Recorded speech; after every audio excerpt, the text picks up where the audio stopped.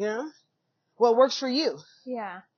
I thought maybe one of our first episodes, or we could break it into 3, is if we somehow incorporate that into our introduction. We do a whole episode on energy body. Then we do a whole episode on energy mind. And then a whole episode on just energy and how universal energy, maybe we call it, because that encompasses everything. Yeah.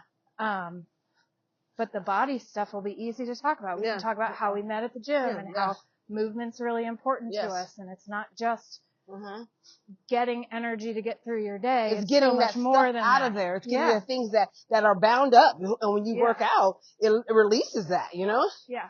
I mean, it's just like getting a massage, you know? When you start working with that body and start moving stuff around, it releases. Yeah. And there's so much we can touch on with the body. And then with the mind, not even just the mindfulness, we can bring in the nature part of it, the quietness, the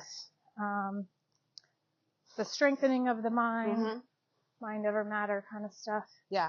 And then the energy will tie in with our energy, other people's energy, how you connect or disconnect with certain people because of that energy. Yeah, that can be our first one because how places it's so hold energy. How much?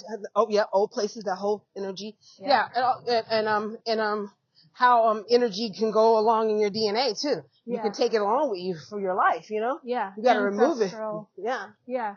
And you were the first person to point out. It had not occurred to me. I thought of it in terms of houses that have what people will refer to as ghosts or whatever, hauntings. But when I bought Sydney that desk from a garage sale, and you said, or a jewelry box or something, I think it was a desk, and you said, oh, you should sage that, or what, you gave me a recipe of what to clean it. Yeah. That your mom gave you. Oh yeah, with the ammonia. Yeah. And you said make sure you clean that. Yeah.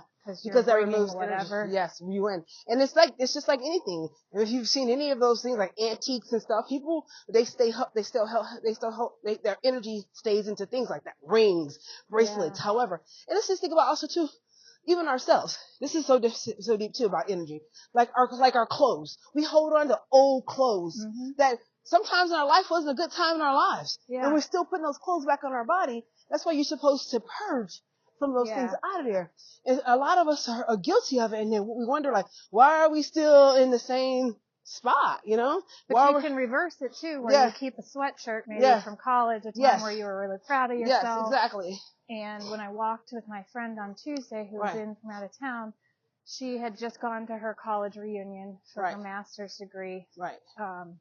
And she said, I really needed that. She goes, because just walking on campus and looking around reminded me of how smart I am and how hard I worked to get that master's degree. Yes. And I was around people and friends I hadn't seen in a long time who were successful. She goes, because when I doubt myself, which she seems to be doing lately, she's like, that really lifted me up and reminded me who I am. Right.